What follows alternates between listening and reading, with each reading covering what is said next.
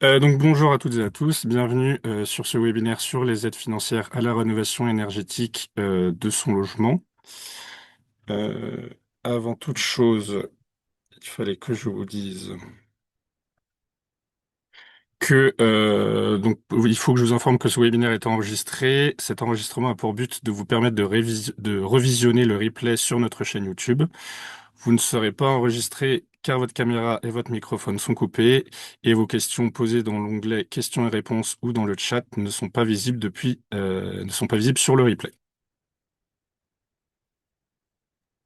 Et je vous mets également le message sur le chat.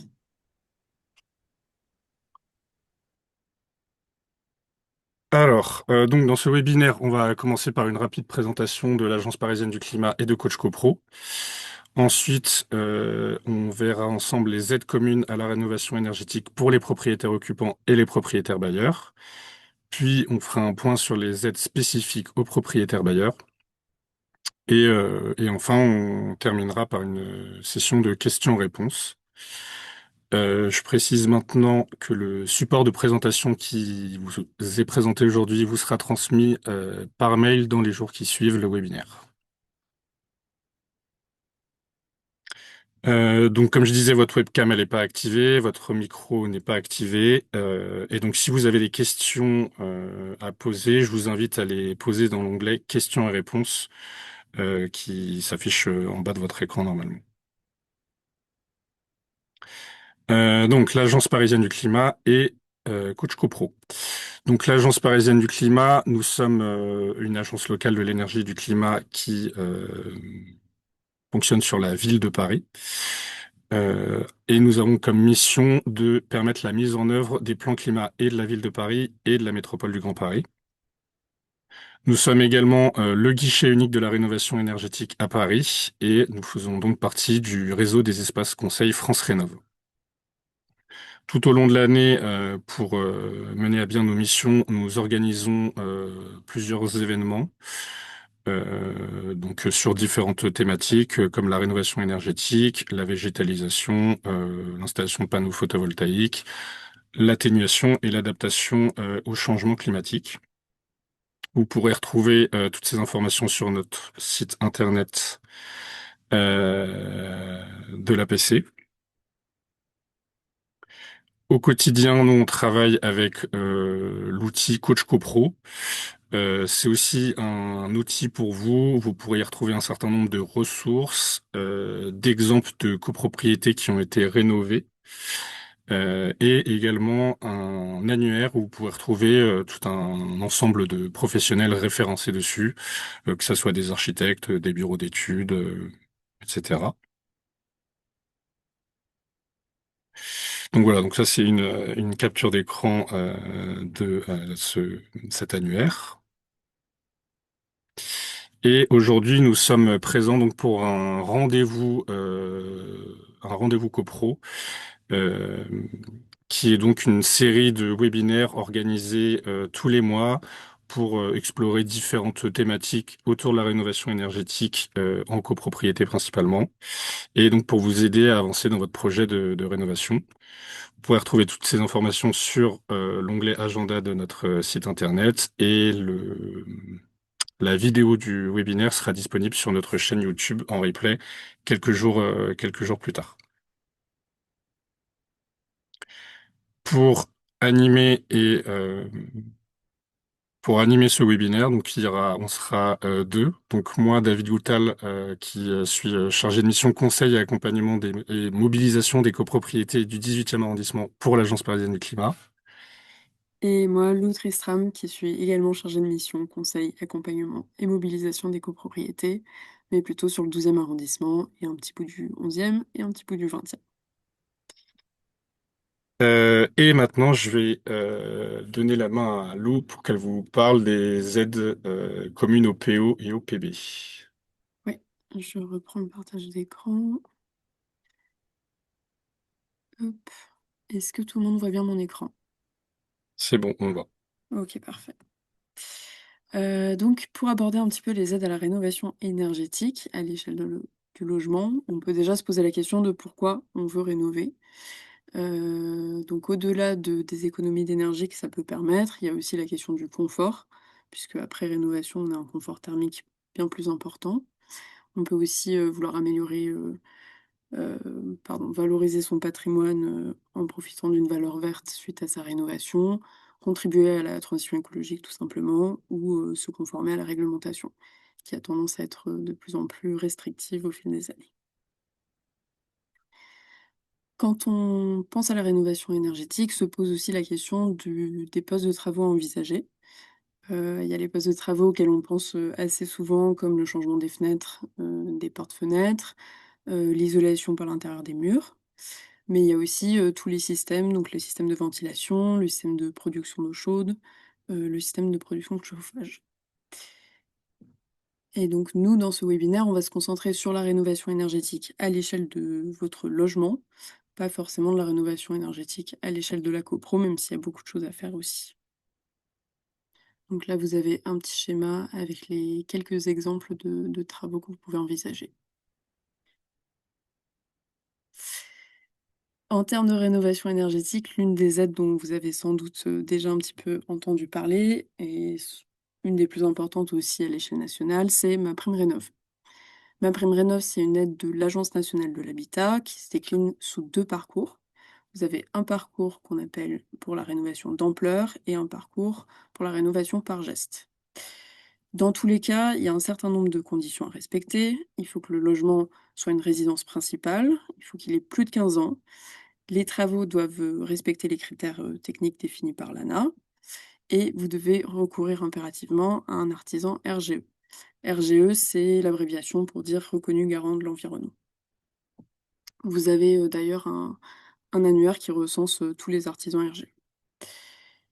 La rénovation d'ampleur, l'aide va se calculer en pourcentage du montant total des travaux, tandis que la rénovation par geste, ce sera une aide forfaitaire, accessible uniquement aux ménages dont les ressources sont intermédiaires ou moins. Tandis que la rénovation d'ampleur, elle est accessible à tous les ménages, mais avec des conditions, supplémentaires qu'on va détailler un peu plus tard. Notamment, il faut que le logement soit classé E, F ou G avant travaux. Pour la rénovation par geste, donc comme je disais, c'est une aide forfaitaire, qui se calcule par type de travaux ou par prestation. Il faut que, selon l'ANA, vous soyez classé, dans les ménages aux revenus intermédiaires ou moins. Ça veut dire que sur le tableau juste ici, il faut que vous soyez un ménage violet, jaune ou bleu, les ménages aux revenus supérieurs n'étant pas éligibles. Pour ce qui est des travaux, concernés par la rénovation par geste, ça peut être l'isolation thermique des parois vitrées, pardon, donc un changement de fenêtre ou de porte-fenêtre, avec quand même une condition qui est assez importante, c'est que la nouvelle fenêtre doit remplacer du simple vitrage. Si vous aviez déjà du double vitrage à l'origine, vous ne pourrez pas bénéficier de MaPrimeRénov' par geste pour ce poste de travaux-là. Vous avez également l'isolation thermique des remparts de toiture, donc hors comble perdu ou hors, plancher de comble.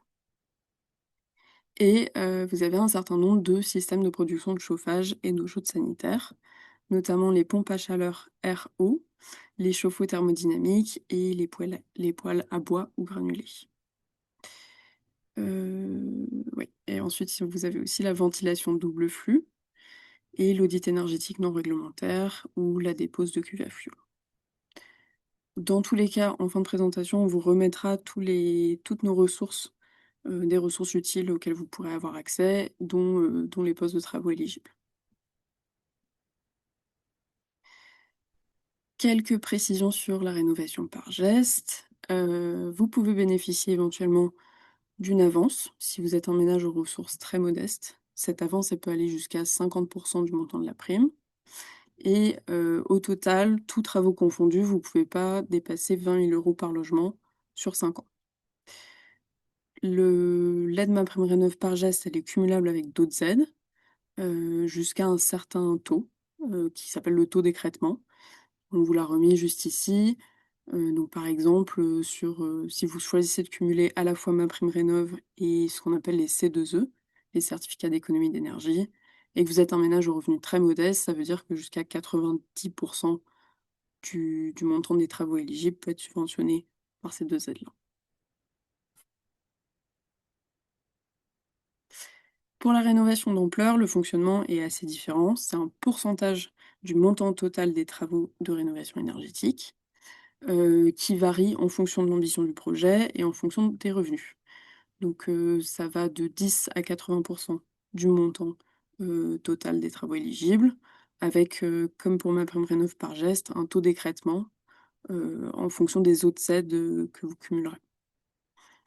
Donc là, on vous a remis le tableau récapitulatif. On voit que plus le gain énergétique est élevé, plus le plafond augmente et plus le ménage est modeste, plus le pourcentage d'aide augmente également.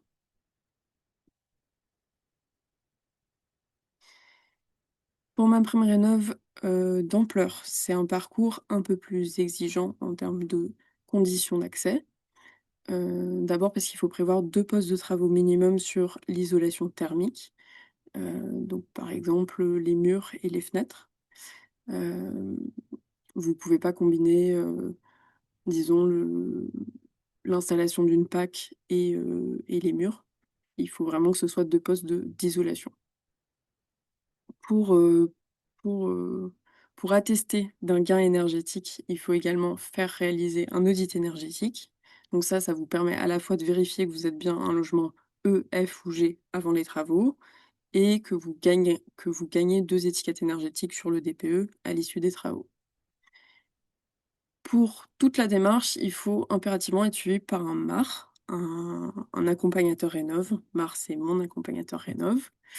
Et c'est le MAR qui vous aide, d'abord à faire la visite du logement, à faire l'audit énergétique, à déposer la demande d'aide auprès de l'ANA et qui vous accompagne, dans tout le projet, toute la définition du projet, les demandes de devis et cetera. Sachant que pour cette aide, vous pouvez également demander une avance, jusqu'à 30 du montant de l'aide, uniquement pour des ménages aux revenus modestes et très modestes.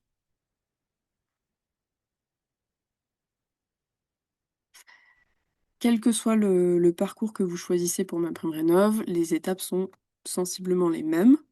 La première, ce sera de vérifier que vous êtes bien éligible aux travaux, et de faire appel à un conseiller France Rénov' qui pourra notamment, vous l'indiquer et vérifier avec vous, si votre projet de rénovation est cohérent, si les critères techniques hem, sont sensés. Voilà.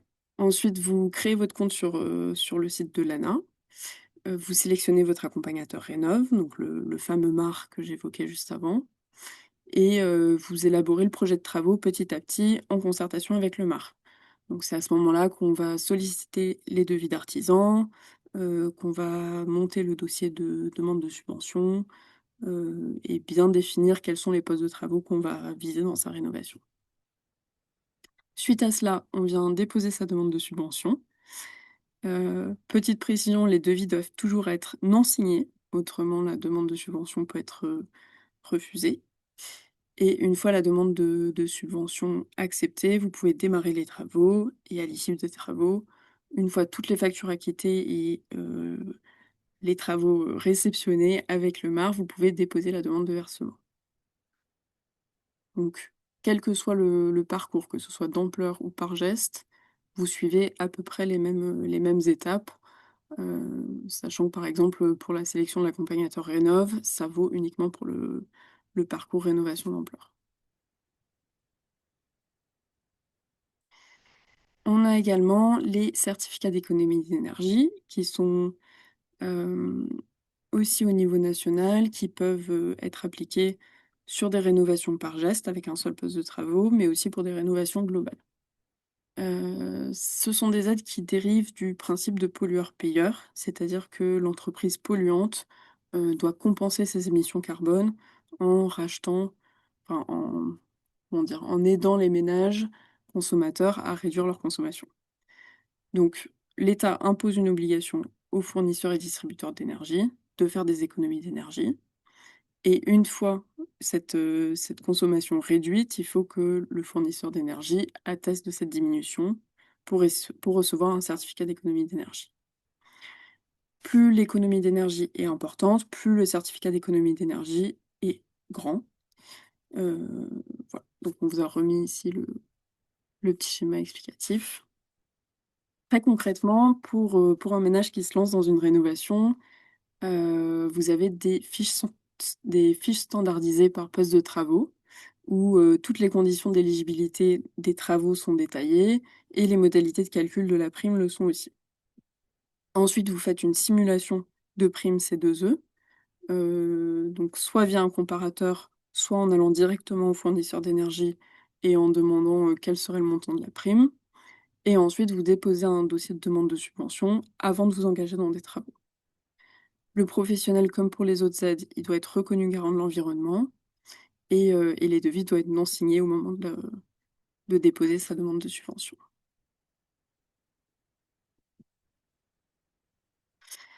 Un autre dispositif à l'échelle nationale, c'est la TVA à 5,5% qui s'applique à toutes les prestations de rénovation énergétique, mais aussi aux travaux induits. Ça, c'est une chose qu'on n'a pas précisée, mais la plupart des aides, elles concernent à la fois la rénovation énergétique en elle-même et les travaux induits, c'est-à-dire tous les travaux qui découlent de la rénovation énergétique. Par exemple, refaire la peinture suite à l'isolation des murs, par exemple. Et donc la TVA réduite, elle s'applique à ces 2 types de prestations et elle est appliquée directement sur la facture par, le professionnel qui aura réalisé les travaux.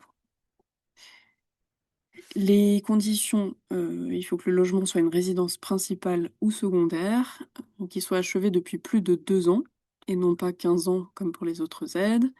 Et la facturation doit être faite par une entreprise. C'est-à-dire que si vous, en tant que ménage, vous allez acheter vos fournitures pour faire vos propres travaux de rénovation, la TVA qui s'applique sera la TVA à 20% et non pas la TVA à 5,5. Pour financer tout le reste à charge, ce qui reste une fois toutes les subventions déduites, vous pouvez faire appel à l'éco-prêt à taux zéro, qu'on abrévie souvent par éco-PTZ. C'est un prêt à taux d'intérêt nul et qui a la particularité d'être sans condition de ressources. Il concerne les travaux de rénovation à la fois par geste et les bouquets de travaux, comme la TVA. Hem, Toutefois, il faut faire attention parce que tous les établissements de crédit ne le proposent pas. Donc vous avez une liste où vous pouvez vérifier quels établissements de crédit le proposent. Pardon.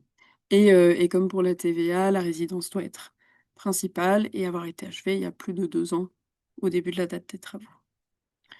Le professionnel doit être RGE et vous avez aussi une liste de critères techniques à respecter comme pour toutes les aides finalement. Heu, oui, c'est ça que j'ai oublié de vous dire. Donc par exemple, en fait, l'éco-prêt à taux zéro, ça sert à financer finalement ce qui reste une fois toutes les subventions déduites.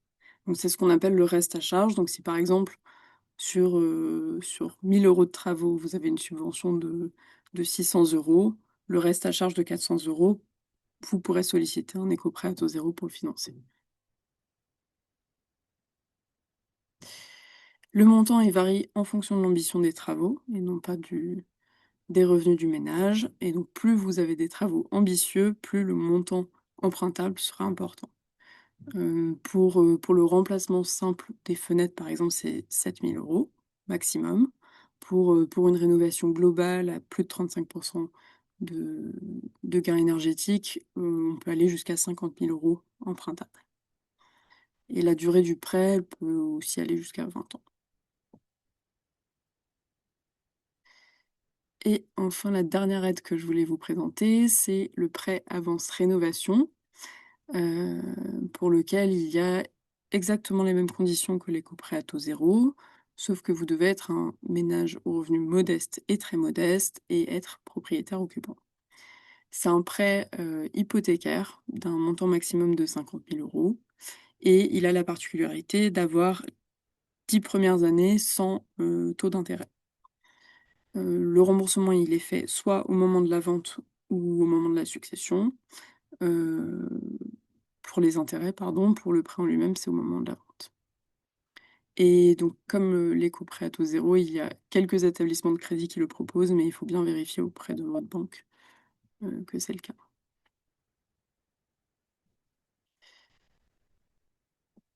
David, je te laisse reprendre la main. Ouais, merci. Alors, donc il faut que tu arrêtes ton partage. Yes. Mm.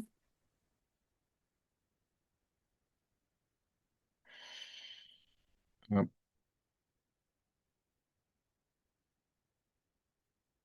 Ouais. Donc moi maintenant je vais vous parler des aides qui sont spécifiques aux propriétaires bailleurs. Et je vais commencer par vous faire un petit point de contextualisation afin de vous rappeler un peu l'intérêt qu'il peut y avoir pour les propriétaires bailleurs de faire rénover énergétiquement vos logements. Donc il faut savoir qu'en 2021, la loi climat et résilience a été promulguée et donc elle a mis en place un certain nombre de choses, dont la refonte du DPE, donc le diagnostic de performance énergétique, et l'interdiction progressive de la location des logements les plus énergivores selon ce même DPE. Euh, donc depuis le 1er janvier 2023, ce sont les logements dits G+, qui sont interdits à la location. Donc les logements G+, c'est ceux qui ont une consommation en énergie finale supérieure à 450 kWh mètre carré par an. Ensuite, depuis le 1er janvier 2025, c'est l'ensemble des logements qui sont classés G selon le DPE qui sont interdits à la location. À partir du 1er janvier 2028, ça sera le tour de tous les logements qui seront classés F. Euh, et enfin, à partir du 1er janvier 2034, ça sera les logements classés E qui seront interdits à la location. Donc, en tout cas actuellement, on peut dire qu'en 2034, il faudra qu'un logement ait une étiquette DPE d'au moins D pour pouvoir être loué. Et puis après, il faut aussi savoir que tous les logements qui ont les étiquettes énergétiques les plus mauvaises euh, ont généralement un prix de revente diminué par rapport aux logements avec les étiquettes les plus performantes.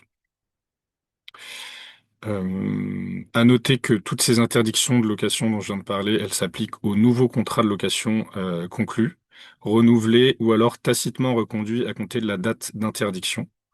Donc si il y a une date d'interdiction qui s'active entre guillemets au moment où un contrat de location est en cours, il faudra attendre euh, la fin de ce contrat et la signature d'un nouveau ou la reconduction tacite de l'actuel pour que l'interdiction soit effective sur le logement en question.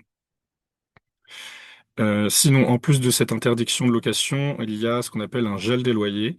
Ce gel des loyers va s'appliquer à tous les logements qui sont classés F ou G. Et concrètement, ça veut dire que un propriétaire bailleur ne pourra pas demander un loyer supérieur à celui du précédent locataire, donc au moment de l'arrivée d'un nouveau locataire. Et il pourra pas non plus augmenter son loyer, même lors de la révision annuelle des loyers. Et un petit peu comme pour l'interdiction de location, ce gel des loyers il s'applique à tous les contrats de location conclus, renouvelés ou tacitement reconduits à partir du 24 août 2022. Donc maintenant qu'on a fait ce point contextualisation et qu'on a vu euh, une des raisons qui font que c'est important de rénover son logement, je vais commencer par vous parler du dispositif Loc-Avantage, donc qui est un dispositif un peu moins connu que MaPrimeRénov'. C'est un dispositif fiscal qui permet aux propriétaires bailleurs de bénéficier d'une réduction d'impôt, euh, ainsi que, s'ils le souhaitent, de subventions pour la réalisation de travaux de rénovation énergétique. Cette réduction d'impôt, elle va varier de 15% à 65% et elle va être calculée sur les revenus bruts du bien loué. Concernant l'aide aux travaux de rénovation énergétique, elle peut pas dépasser 25% du montant hors taxe des travaux de rénovation énergétique. Et il y a un plafond de 750 euros par mètre carré dans la limite de 80 mètres carrés. Donc pour un logement seul, on ne pourra pas avoir une aide supérieure à 15 000 euros. À savoir, la ville de Paris apporte une bonification de 10 à 30% sur cette aide aux travaux, et le montant de la bonification va varier en fonction du loyer qui sera pratiqué par le propriétaire. Et donc, pour pouvoir bénéficier de ce dispositif, il y a plusieurs conditions qu'il faut respecter. Donc, tout d'abord, il faut que le bien loué le soit dans le cadre d'un contrat de location non meublé et que le locataire à qui le logement sera loué euh, ait un plafond de ressources, enfin, et un niveau de ressources inférieur à un certain plafond. Il faudra également que le logement soit, enfin le loyer du logement soit plafonné et inférieur au prix du marché. Donc il y a trois types de locations différentes dans le cadre de Loc-Avantage. Il y a Loc 1 où on va avoir une diminution de 15% du loyer par rapport au loyer de référence. Loc 2, diminution de 30% et Loc 3, une diminution de 45%. En plus de tout ça, donc le propriétaire bailleur, il devra signer une convention d'engagement avec l'ANA qui viendra définir les modalités de location, donc le loyer pratiqué et les revenus du locataire. Et il devra s'engager, dans le cadre de cette convention, à louer son bien pendant au moins 6 ans. Alors ça ne veut pas dire qu'il devra louer le logement pendant 6 ans à la même personne. Euh, voilà. Et donc, comme je disais avant, le propriétaire bailleur, si il veut faire des travaux de rénovation énergétique, si par exemple il a besoin de faire des travaux de rénovation énergétique pour remettre son bien, enfin pour qu'il retrouve une étiquette l'autorisant à être loué, euh, donc il peut bénéficier d'une aide aux travaux et cette aide aux travaux, pour pouvoir en bénéficier, il faut que les gains énergétiques générés par les travaux de rénovation énergétique soient d'au moins 35% et que l'étiquette de DPE du logement, une fois les travaux réalisés, soit de D ou mieux. Et enfin, dernière condition, dans le cadre d'une convention avec travaux, il faudra que le propriétaire se fasse accompagner par un accompagnateur rénov. Donc c'est les personnes dont Lou a parlé un peu plus tôt pour ma prime rénov, rénovation d'ampleur. Euh, quand on regarde là le tableau que vous avez sous les yeux, donc on peut remarquer que le taux de réduction d'impôt, il est majoré en cas de recours à une intermédiation locative. Donc il sera de 20% au lieu de 15 dans le cadre d'un loc 1, 40% au lieu de 35 dans le cadre d'un loc 2 et 65% dans le cadre d'un loc 3, en notant donc qu'on ne peut pas faire de loc 3 sans intermédiation locative. Et donc l'intermédiation locative, qu'est-ce que c'est? C'est le fait de confier son bien à un tiers, donc une agence immobilière sociale ou une association agréée par l'État, en vue d'une location du bien à des ménages aux revenus modestes. Donc c'est l'entité en elle-même qui va être le locataire du bien et derrière elle hébergera ces personnes dans le cadre d'une location ou d'une sous-location au sein du logement. Pour que ça soit un petit peu plus parlant pour vous, je vous ai préparé un petit exemple. Euh, et donc cet exemple, ça serait dans le cadre fictif d'un logement de 30 mètres carrés qui serait rue François Truffaut, dans le 12e arrondissement de Paris, donc dans le quartier de Bercy. Donc on voit à gauche les revenus qu'aurait le propriétaire en cas de location sans loc-avantage. Donc on aurait un loyer mensuel de 1034 euros et ça équivaudrait à un revenu locatif annuel net d'impôt pour un propriétaire ayant un taux marginal d'imposition de 30%. Donc le revenu annuel serait de 8309 euros.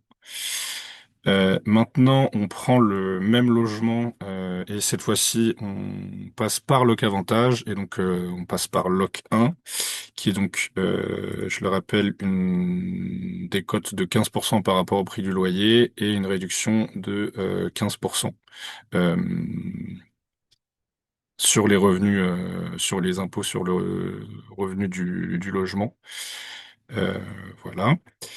Donc, on aurait un loyer mensuel qui serait là de 879 euros et on aurait une réduction d'impôt sur le revenu annuel de 1582 euros. ce qui, in fine, pour le propriétaire, reviendrait à un revenu locatif annuel net d'impôt pour un propriétaire ayant un taux marginal d'imposition de 30%, donc un revenu de 8 909 euros. Donc sur une année, ça représenterait 600 euros de gain. Euh, voilà. Et donc en sachant que généralement, alors je vais pas tester toutes les possibilités, mais généralement, plus le loyer pratiqué est bas, et donc plus la réduction d'impôt est importante, plus le gain financier pour le propriétaire bailleur sera intéressant. Donc, bah, bien évidemment, passer par une intermédiation locative, ça augmente ce gain puisqu'il y a une majoration de la réduction d'impôt.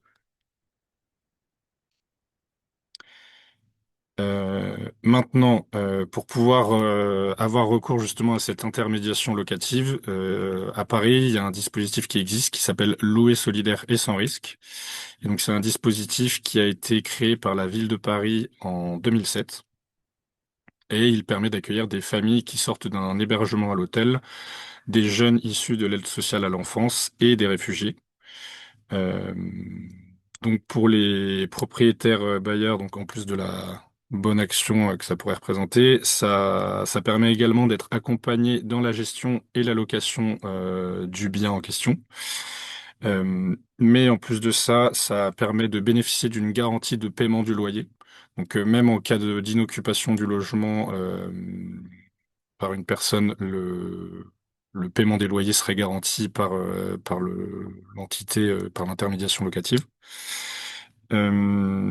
Ça permet aussi de bénéficier d'une garantie de remise en état du bien. Donc, si à la fin d'une location par une personne, le bien nécessite des travaux pour être remis dans le même état dans lequel il était au début de la location, il y a une garantie de remise en état du bien et de financement des travaux.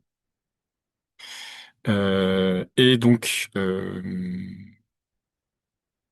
si si vous le souhaitez, vous pouvez donc, vu que vous passez par une intermédiation locative, vous pouvez bénéficier d'une réduction d'impôt via le dispositif Loc-Avantage dont je vous ai parlé juste avant. Donc finalement, louer solidaire et sans risque, c'est un petit peu un genre de dispositif, une traduction d'un dispositif national en un dispositif local. Donc le dispositif national serait Loc-Avantage et le dispositif local serait louer solidaire et sans risque. Maintenant, je vais vous parler de l'imputation des charges et du déficit foncier. Donc, qu'est-ce que c'est? C'est le fait de pouvoir déduire certaines charges de ses revenus fonciers, ce qui permet donc de diminuer le montant net imposable le montant imposable sur ses revenus fonciers. Euh, donc là, dans l'exemple que vous voyez à droite, on a un propriétaire qui dispose d'un revenu foncier brut de 7 000 euros, mais il y a des charges financières qui s'élèvent à 2 500 euros et qui correspondent aux intérêts d'emprunt pour l'achat du bien, par exemple. Donc ces charges financières, elles vont venir se soustraire au revenu brut du loyer, et on aura donc un revenu brut total de 4 500 euros. Donc, ça permet de diminuer le montant imposable des revenus fonciers. Et le déficit foncier, c'est en fait lorsque le montant des charges déductibles est supérieur au revenu brut du logement. Donc là, par exemple, dans l'exemple que je venais de vous présenter, il y avait un revenu brut total de 4 500 euros, sauf que à ça s'ajoutent des charges non financières de 8 000 euros. Donc ça peut être par exemple des travaux de rénovation énergétique. Donc finalement, on arrive à une situation où on a un déficit foncier alors d'ailleurs le montant est pas bon. On arriverait à un déficit foncier de moins 3 500 euros. Et donc, ce déficit foncier va pouvoir être déduit du revenu global du propriétaire du logement et ainsi de son impôt sur le revenu.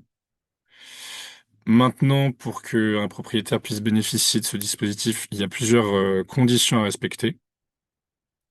Tout d'abord, donc comme pour Locavantage, le bien doit être loué dans le cadre d'une location non meublée et le propriétaire, au moment de sa déclaration de revenus, doit avoir sélectionné le régime réel d'imposition.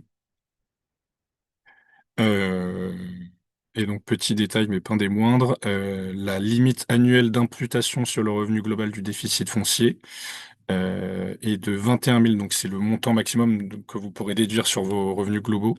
Il est de 21 400 euros pour tous les travaux de rénovation énergétique qui auraient été réalisés avant le 31 décembre 2025. Et sinon, pour les autres travaux ou les travaux de rénovation énergétique qui auraient été faits après cette date, la limite annuelle est de 10 700 euros. Voilà. Ensuite, je vais vous parler de la contribution du locataire au partage des économies d'énergie. Donc, c'est également appelé la troisième ligne de quittance et ça permet au propriétaire qui va faire réaliser des travaux de rénovation énergétique de demander une contribution financière au locataire afin de partager les économies pécuniaires qui auraient été réalisées euh, grâce aux économies d'énergie permises par les travaux.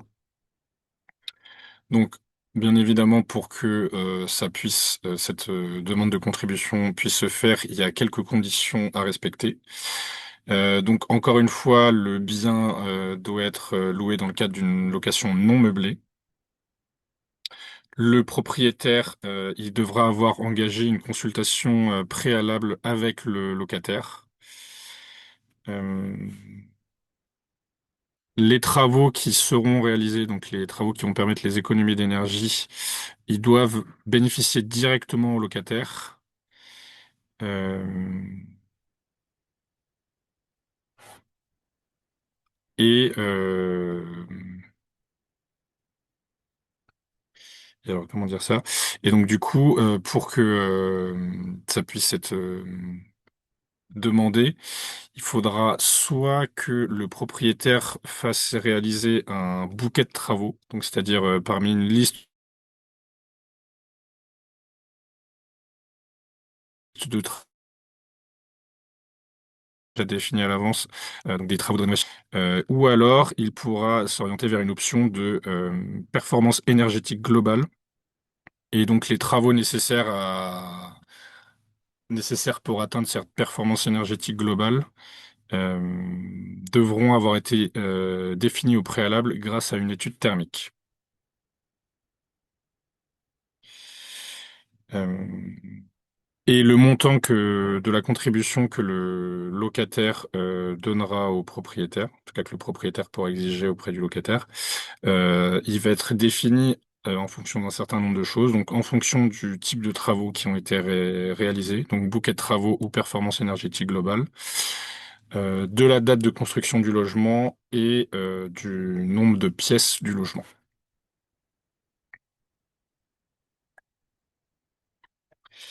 Et enfin, pour terminer, je vais vous parler rapidement de BuyRénov. BuyRénov, c'est un dispositif gratuit qui s'inscrit dans le cadre des certificats d'économie d'énergie. Donc ça, c'est ce que Lou vous a présenté plus tôt dans le webinaire. Et ce dispositif, il a pour but de sensibiliser, d'informer et d'accompagner les propriétaires bailleurs et les locataires sur la rénovation énergétique, mais aussi sur la sobriété énergétique. Ce dispositif, il est porté par une association regroupant 7 acteurs majeurs du logement et de la rénovation énergétique. Donc, c'est ceux que vous voyez dans le petit encadré en vert en bas à droite. Euh, et donc, il permet entre autres de participer, donc pour les propriétaires et bailleurs et les locataires, il permet de participer à des réunions publiques, d'obtenir des rendez-vous téléphoniques ou alors des visites à domicile. Voilà. Euh, là, on en a fini avec la présentation des dispositifs. Maintenant, vous avez peut-être des questions à nous poser suite à cette présentation. Donc, on va pouvoir passer aux questions-réponses. Petit détail juste avant ça, je vais vous parler des prochains événements qu'on organise pour l'Agence parisienne du climat. Donc, le prochain rendez-vous pratique qui sera sur la déclaration préalable euh, et comment savoir présenter son projet de rénovation énergétique le lundi 23 mars. Ensuite, il y aura un rendez-vous pratique sur le réseau de chaleur urbain le lundi 30 mars. Un rendez-vous copro, donc le même style de webinaire qu'aujourd'hui, sur l'adaptation du logement collectif au vieillissement et au handicap le lundi 22 avril. Pour tous ces événements, vous pouvez vous y inscrire sur notre site donc de l'Agence parisienne du climat. Et euh, enfin, le 9 avril 2026, donc on organise le forum Habiter durable au sein de l'hôtel de ville, donc pendant toute la journée où il y aura un certain nombre de stands avec des acteurs de la rénovation énergétique. Nous, on sera présents, il y aura des conférences qui seront organisées, etc. Donc voilà, je vous invite à vous y inscrire et à venir. Et ça, c'est nos contacts pour Lou et pour moi, mail et téléphone. Et donc maintenant, on va pouvoir passer aux questions-réponses.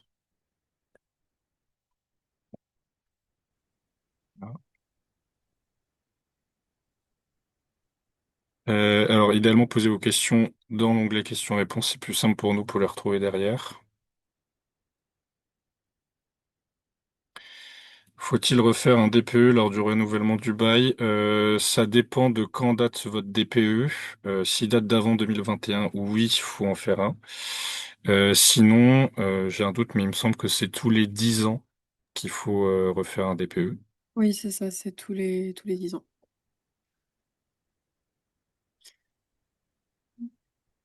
Je vois qu'il y a beaucoup de questions sur les aides à la rénovation énergétique à l'échelle de la copropriété. Aujourd'hui, on va pas forcément aborder les aides collectives, mais par contre, on a beaucoup de webinaires qui le font. Donc, je vous invite à vous rendre sur la page de nos événements pour dénicher les prochains webinaires qui aborderont plutôt la copropriété, même si on peut quand même répondre à certaines questions. Et notamment, si vous n'êtes pas encore inscrit sur Coach CoPro, n'hésitez pas à le faire pour qu'on puisse vous accompagner de manière individuelle et voir ce qui peut être fait. Notamment, là, je vois l'exemple d'une chaudière collective à vapeur. Voilà, donc la prochaine étape, c'est de s'inscrire sur Coach CoPro en priorité pour qu'on puisse vous accompagner.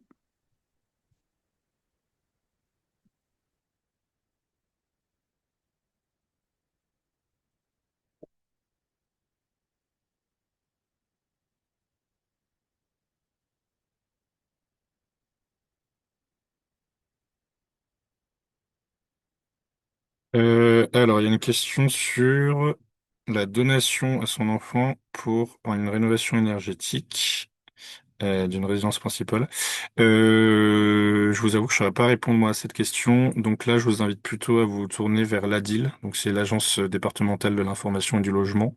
Et il y aura des juristes qui seront là pour vous aider à y voir plus clair sur le texte de loi en question. Il y a une question sur la rénovation en toiture zinc d'une copropriété et si ça peut entrer dans les critères d'aide financière pour la rénovation. La réponse courte, c'est oui.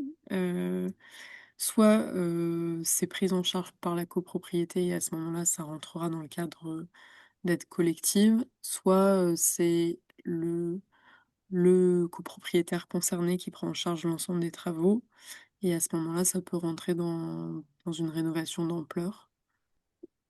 Une rénovation par geste, il me semble pas, mais une rénovation d'ampleur, oui. Et c'est valable aussi pour les autres aides, les certificats d'économie d'énergie, la TVA 5,5, enfin toutes les autres aides qu'on a présentées. Alors, il y a une question, n'y a-t-il pas un article de loi ou de décret qui indique que si un copropriétaire a voté pour les travaux de rénovation ménagers, mais que ces travaux n'ont pas atteint la majorité requise, il peut continuer à louer? Euh, à ma connaissance, il n'y a pas d'article de loi qui autorise ça, mais j'ai déjà entendu parler, enfin, actuellement, ça n'existe pas en tout cas, à ma connaissance.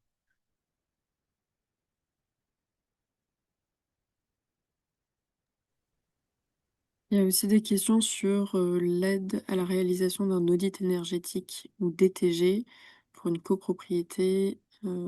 L'aide est bien maintenue sur 2026 et elle concerne du coup le syndicat de copropriétaires.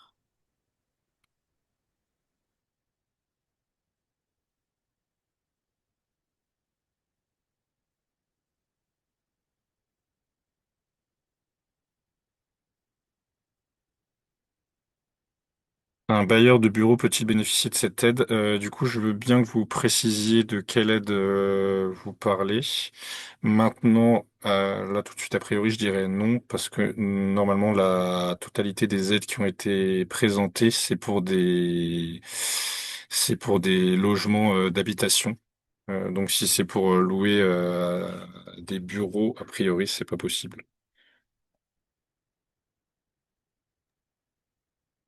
Sur la question sur les aides pour le remplacement d'un chauffe-eau électrique, tout va dépendre de ce par quoi vous le remplacez. A priori, si vous le remplacez par un autre chauffe-eau électrique, il n'y a pas d'aide du côté de MaPrimeRénov'. Les certificats d'économie d'énergie non plus, il me semble, à vérifier. Et après, si vous optez pour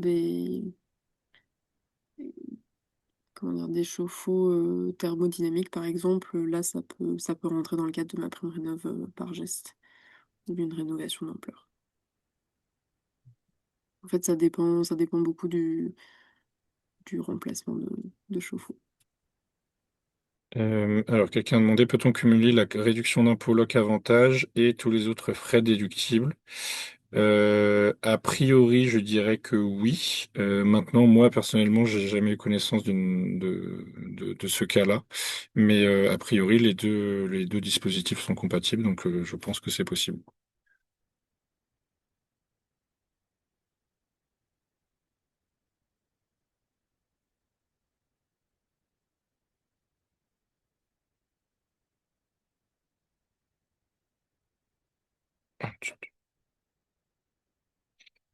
Et titre foncier reportable si au-delà de la limite annuelle de déduction. Alors, je suis pas sûr de comprendre la question, mais a priori, le déficit foncier, donc vous allez pouvoir le déclarer au moment de votre déclaration de revenus. Donc, par exemple, pour 2026, vous allez pouvoir déclarer un déficit foncier qui aurait existé en 2025, mais vous pourrez pas prendre en compte un déficit foncier qui aurait existé en 2024. Je sais pas si ça répond à la question.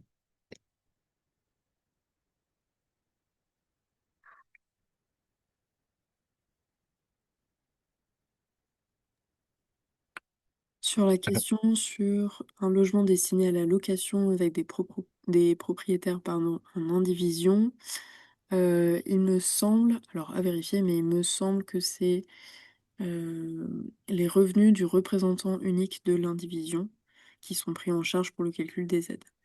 Et l'ensemble des propriétaires en indivision doit signer une attestation pour avoir un seul représentant pour la demande d'aide.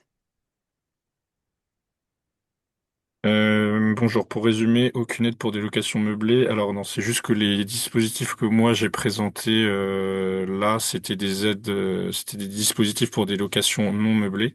Maintenant, tout ce qui est ma prime rénov que Lou a présenté ou même ma prime rénov copropriété, c'est tout à fait possible pour des locations meublées. Et je ne prétendrai pas avoir présenter l'ensemble des dispositifs existants pour les propriétaires bailleurs.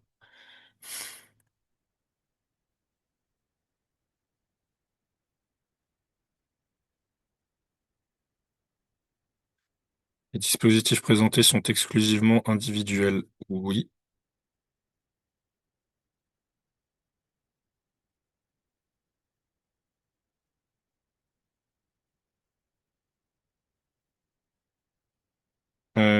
Alors Lou, ça c'est peut-être plus pour toi. Comment estimer la valeur de la prime C2E associée à un projet de rénovation défini?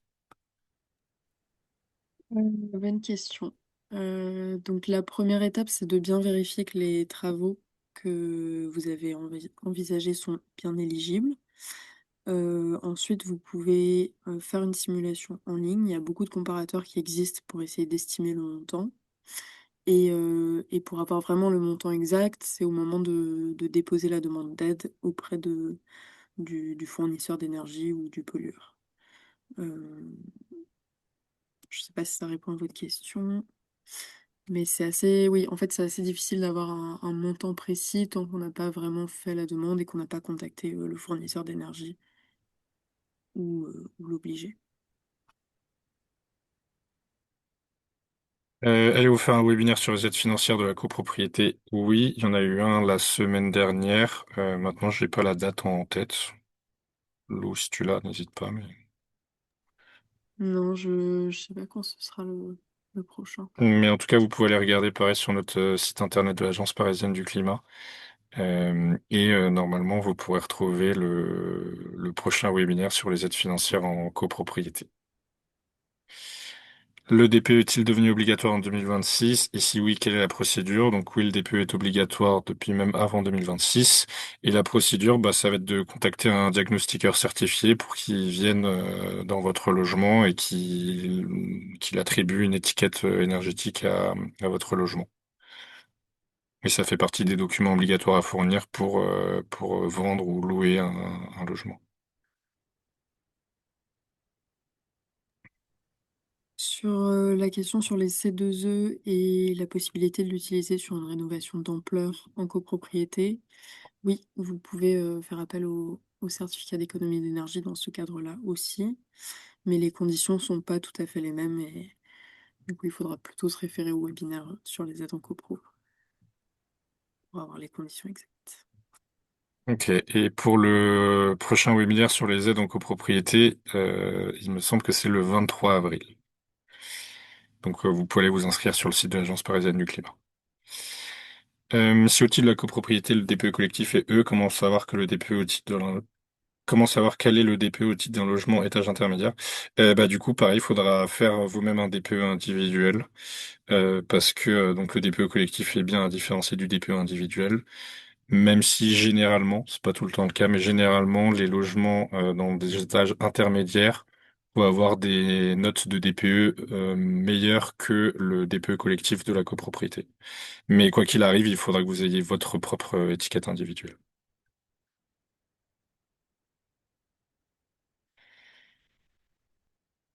Quel accompagnement pour un nouveau locataire entré fin 2025 qui entre dans un appartement classé G et constate une augmentation de loyer par rapport à son prédécesseur? Du coup, bah alors donc normalement la location n'aurait pas dû être possible puisque l'interdiction de location des logements classés G c'est depuis le 1er janvier 2025. Euh, et donc l'augmentation du loyer est pas non plus possible. Du coup, la procédure exacte pour le faire, je ne saurais pas vous la décrire là. Maintenant, je vous invite à aller poser la question à l'ADIL, qui saura mieux vous répondre sur quoi faire concrètement pour contester cette augmentation.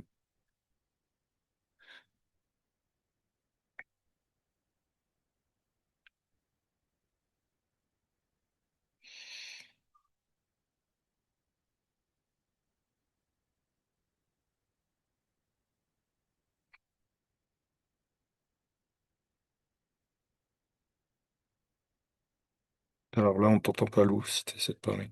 Ah, merci. Il y avait une question aussi sur les aides MaPrimeRénov' et que faire si la copropriété refuse certains travaux alors que la subvention a été accordée. Il faut... Le report n'est pas automatique, donc il faut voir ça directement avec l'ANA et en principe avec votre MAR, votre accompagnateur Rénov'. Mais il me semble qu'il y a des procédures pour ça. Existe-t-il des simulateurs en ligne précis pour simuler le gain de DPE selon les travaux engagés? Non, pas vraiment. Maintenant, sur votre DPE, normalement, il y a des scénarios de travaux qui sont proposés avec des étiquettes projetées si vous réalisez les travaux. Donc, vous pouvez vous inspirer de ça pour avoir une idée de ce que ça permettrait d'atteindre. Et sinon, il faudrait un audit énergétique pour avoir un programme de travaux précis et une bonne idée de l'étiquette que vous auriez après les travaux.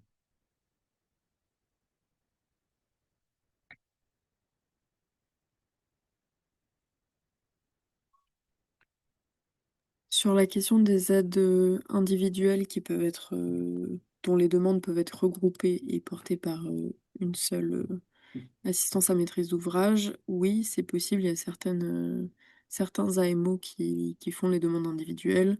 Il faut bien vérifier dans le devis et que ce soit compris. Je suis en location depuis avril 2022. L'augmentation annuelle, c'est possible. Alors, a priori, je dirais que non, parce que votre... Ah oui. Enfin, bah, ça va dépendre. Si le logement est classé mieux que F ou G, oui, l'augmentation annuelle est possible. Sinon, non. Et donc, bah, dans ce cas-là, pareil, je vous invite à aller voir, à poser la question à la DIL pour savoir quoi faire exactement. Où trouver les replays de vos webinaires? Vous pouvez les trouver sur la chaîne YouTube de l'Agence parisienne du climat.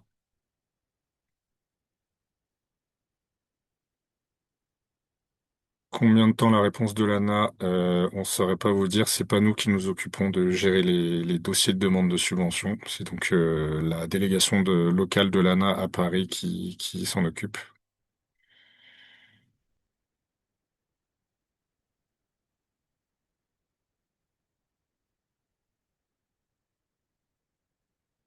Il faudrait que l'autorité des coachs copro freine les tarifs des diagnostics.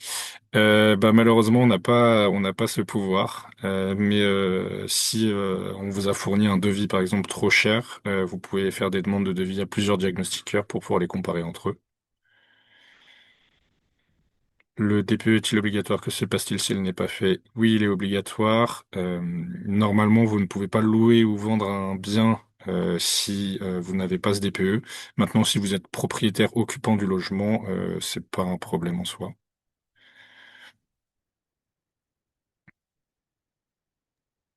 Comment trouver les fournisseurs d'énergie habilités à délivrer les aides C2E?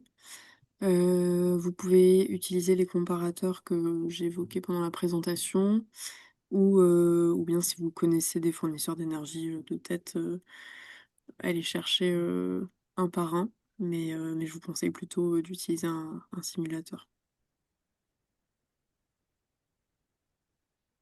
Et la TVA à 5,5 est-elle uniquement applicable avec une entreprise RGE avec prime rénov ou valable pour toutes les entreprises sans prime rénov?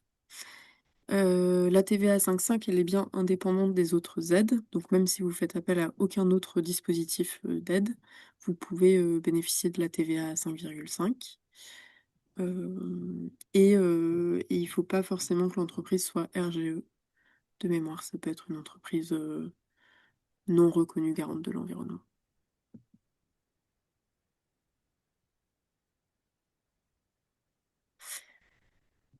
Pour le bâti haussmannien, et si on a un accompagnement spécifique, je suis pas sûre que je répondrai bien à votre question, mais on accompagne tout type de bâti parisien, donc haussmannien compris. Après, on n'a pas d'accompagnement dédié, enfin une cellule bâti haussmannien, mais on a les compétences en interne pour vous accompagner là-dessus aussi. Tiens, il y a une question pour toi. Quelle est dans le cas de deux travaux, double vitrage et isolation toiture pour un logement collectif avec export de gains limité à 10-12%?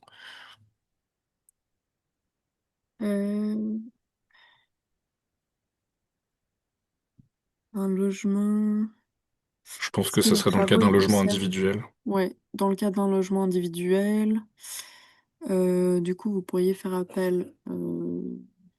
Alors attendez, je réfléchis. Euh, Vous pourriez faire appel à MaPrimeRénov par geste, a priori. Mais c'est des aides assez limitées. Sinon, il y a les certificats d'économie d'énergie, la TVA à 5,5. euh, En fait, toutes les autres aides qu'on a évoquées, sauf MaPrimeRénov d'ampleur, il me semble.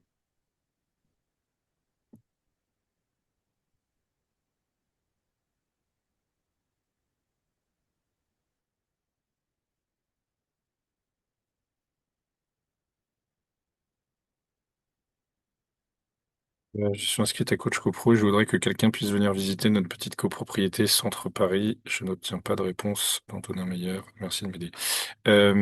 Alors donc nous on fait pas nous-mêmes de visite des copropriétés, c'est les professionnels qui font des DTG par exemple qui vont faire les visites de votre copro.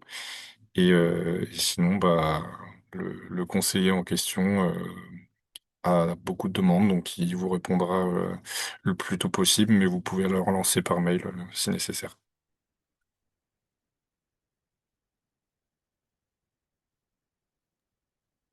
Est-il possible de cumuler les aides de la métropole du Grand Paris et celles de la ville? Oui, a priori.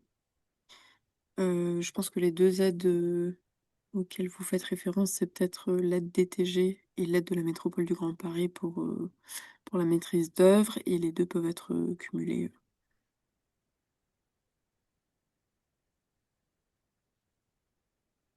Ou de conseils généraux à donner pour l'isolation par les murs en termes de technique et de matériaux à utiliser. En termes de technique, bah du coup, si c'est sur la rénovation individuelle d'un logement, ça sera donc une isolation par l'intérieur. L'isolant, ça va dépendre des matériaux qui composent le mur de votre logement, mais généralement, on va recommander des matériaux perspirants et idéalement biosourcés. Euh, voilà. Est-ce que Coach CoPro est réservé aux copropriétés situées à Paris, pour quelqu'un qui est dans le 93? La plateforme en elle-même, elle est pas du tout réservée à Paris. Il y a beaucoup de villes qui s'en servent. Nous, par contre, à l'Agence parisienne du climat, on accompagne uniquement, dans Paris intra-muros. Il faudrait que je vérifie si le 93 c'est Coach CoPro, mais il me semble que oui. David, tu sauras peut-être mieux que moi. Euh, Tu peux répéter la question? Si, des copropriétés dans le 93, passent aussi par Coach CoPro. A priori, oui. Mmh. Maintenant, je suis pas sûr, mais a priori, oui.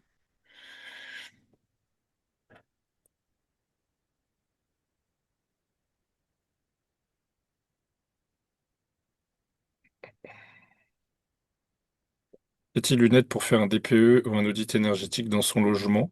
Alors, pour le DPE, a priori, il n'y a pas d'aide. Maintenant, pour l'audit énergétique, il y a une aide, il me semble, s'il y a des travaux de rénovation énergétique qui sont faits derrière.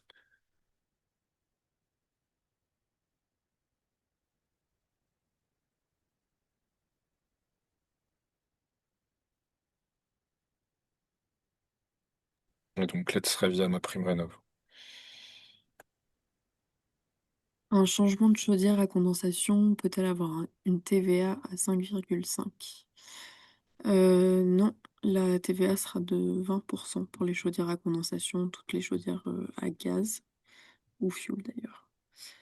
Euh, de manière générale, si la combustion est fossile, il n'y a pas d'aide à la rénovation énergétique.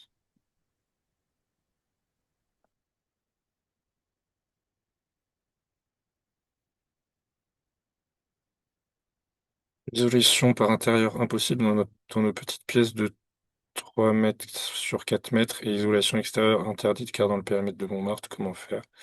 Euh, alors, parfois, l'isolation par l'extérieur peut être autorisée sur certains bâtiments, même dans des périmètres protégés. Et sinon, si vous n'avez pas assez de place pour faire de l'isolation par l'intérieur dans votre logement, bah, vous pouvez essayer d'agir sur les fenêtres, sur la toiture si vous êtes au dernier étage, ou d'agir sur les équipements de chauffage et d'eau chaude sanitaire.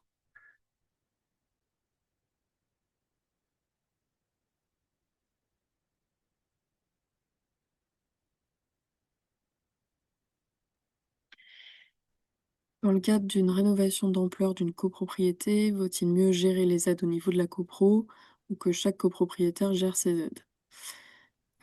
Plusieurs choses. Généralement, la rénovation énergétique, elle est financièrement plus avantageuse quand elle est réalisée au niveau de la copro. Si vous mobilisez des aides en tant que syndicat des copropriétaires, la plupart des aides, elles proposent à la fois une partie commune et une partie individuelle. Donc vous aurez à combiner les deux. Et c'est pas l'un ou l'autre, mais plutôt les deux main dans la main.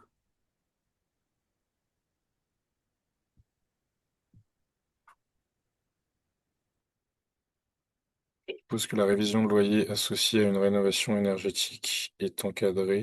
Comment? Euh, Alors là, je suppose que vous faites référence au gel des loyers.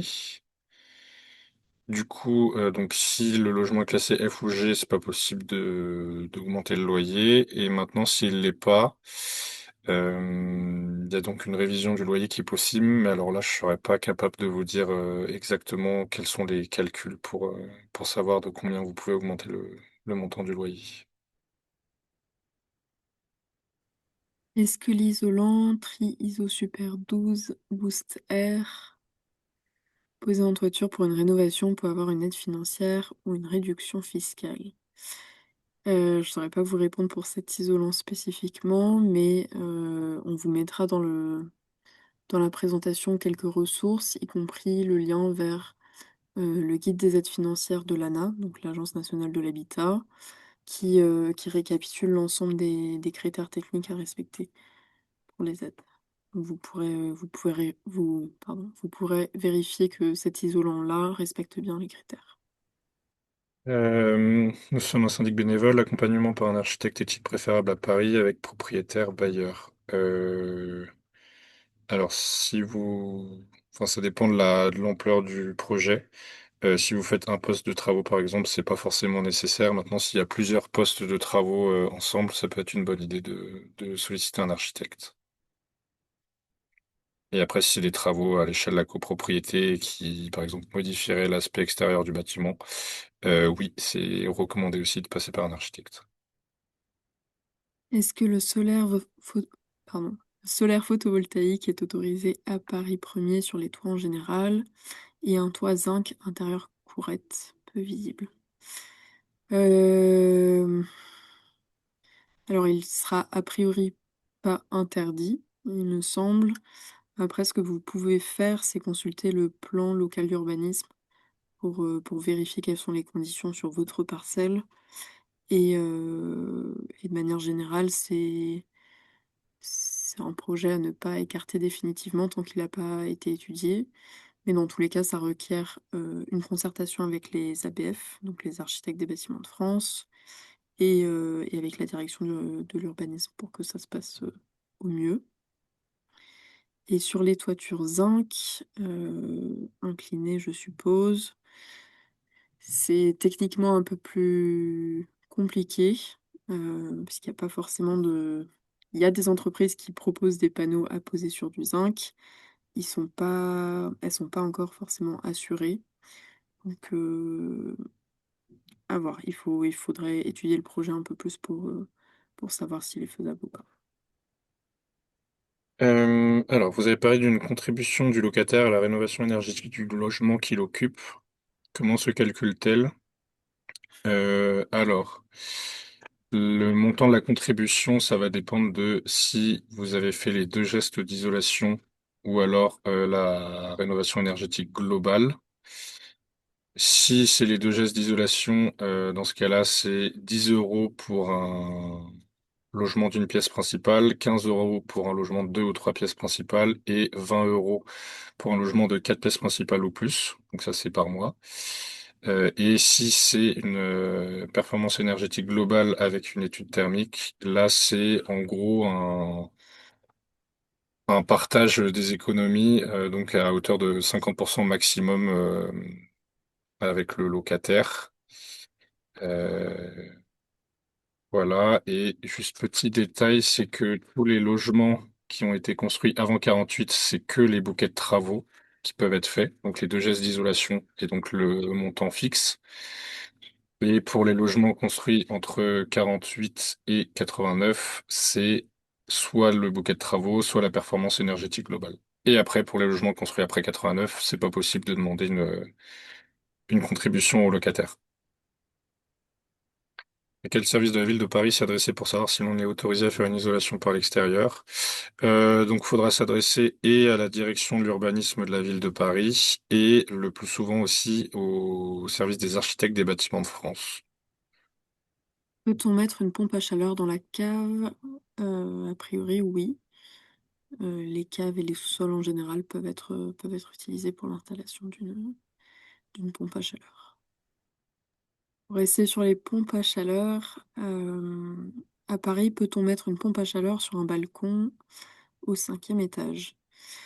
Oui et non. C'est techniquement faisable a priori si vous avez de la place, si les conditions sont réunies. Par contre, ça demande un accord de la copropriété et un accord de la ville de Paris, de la direction d'urbanisme. Sachant que généralement c'est enfin si la PAC est très visible, ça risque d'être un peu compliqué. Mais si vous voulez procéder à ce projet-là, il faut, ouais, demander l'accord de la copro et demander l'accord de la direction d'urbanisme. Et peut-on mettre une pompe à chaleur sur une terrasse ou une toiture? Oui, la même réponse, ça requiert un accord de la copropriété et de la direction d'urbanisme. Plus performant de privilégier une isolation par l'extérieur ou par l'intérieur. Donc, c'est plus performant de privilégier une isolation par l'extérieur. Pour nos numéros de téléphone et nos mails, vous les aurez dans le PowerPoint qu'on vous enverra dans les prochains jours. On va faire encore 5-10 minutes de questions-réponses et puis après on mettra fin au webinaire. Y a-t-il beaucoup de projets impliquant de la géothermie en copropriété à Paris? Non, il n'y en a pas beaucoup, mais il commence à y en avoir. Euh, Voilà, donc c'est possible que vous trouviez des exemples sur notre site internet, mais bah, c'est forcément un petit peu compliqué de faire de la géothermie à Paris. À qui s'adresser pour une aide financière, pour un DPE logement? Il me semble, David, tu me corrigeras peut-être, mais il me semble qu'il n'y a pas d'aide financière pour la réalisation d'un DPE à l'échelle du logement. Ouais, non, a priori c'est que pour l'audit énergétique. Ok. Comment faut-il procéder pour faire une demande d'aide financière auprès de la métropole? Qui contacter? Ça va dépendre de l'aide que vous allez mobiliser. Euh, mais bah, si vous êtes inscrit sur Coach CoPro et que il s'agit d'une aide pour la copropriété, je vous invite à demander à votre conseiller directement. Et l'aide de 5 000 euros, pardon, est bien maintenue.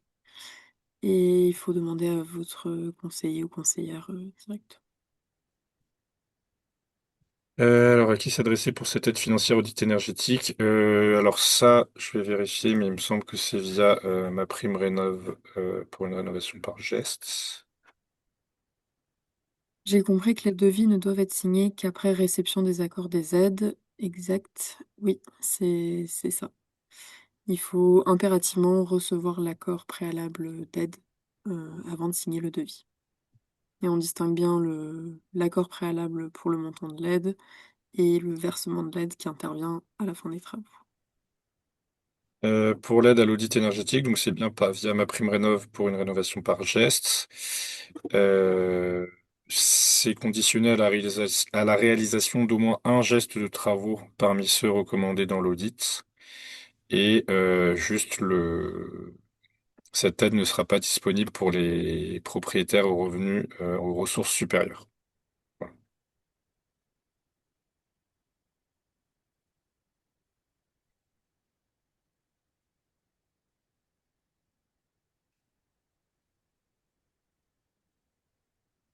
Est-ce que vous êtes concerné par le bruit des cheminées d'extraction, des restos et odeurs? Non, a priori, c'est pas nous qui nous occupons de ça. Donc là, je pense qu'il faudrait plutôt aller voir votre mairie d'arrondissement ou la mairie de Paris.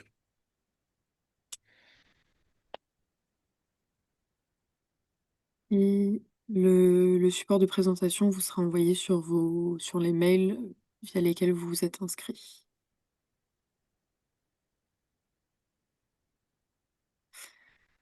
Combien coûte un diagnostic énergétique pour un appartement de 100 mètres carrés environ? Ça, c'est assez compliqué d'y répondre. Ça dépend vraiment du quartier, des caractéristiques du bâtiment, du professionnel auquel vous faites appel. On aura du mal à vous donner une fourchette comme ça. Du coup, le mieux, ce serait de contacter plusieurs diagnostiqueurs pour avoir plusieurs points de comparaison et vous rendre compte un petit peu des prix du marché pour votre bien.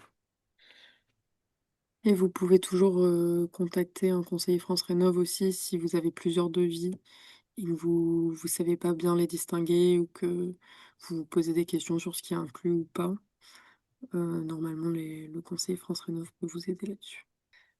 L'aide de 5 000 € pour une copro, est-ce que pour l'avoir, il faut absolument engager une rénovation pour un immeuble qui a déjà beaucoup rénové?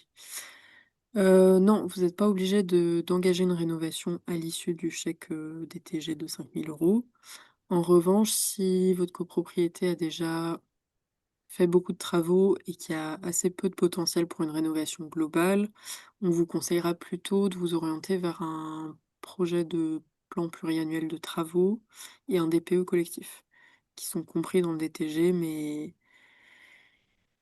parce que le DTG, il s'adresse quelque part. Enfin, le but premier d'un DTG, c'est de voir quel est le potentiel de travaux. Donc là, si vous avez déjà beaucoup rénové, a priori, il y aura pas beaucoup de travaux à faire. Donc autant partir sur un DPE collectif. Et du coup, ça répond à la question de la personne qui posait la question pour les travaux d'isolation datant de 2011. Et la géothermie par la chaleur du métro, est-ce possible à Paris? Théoriquement, je suppose que ce serait possible. Maintenant, techniquement, je crois que ça n'existe pas ou pas encore. Mais ça peut être une idée. Y a-t-il des diagnostiqueurs plutôt spécialisés par type de bâtiment, par exemple un bâtiment des années 30? Oui, certains diagnostiqueurs se spécialisent soit sur des petites copros ou grandes copros, ou selon l'année de construction. Sur l'annuaire Coach CoPro, normalement, vous pouvez filtrer par type de prestation et préciser certains éléments.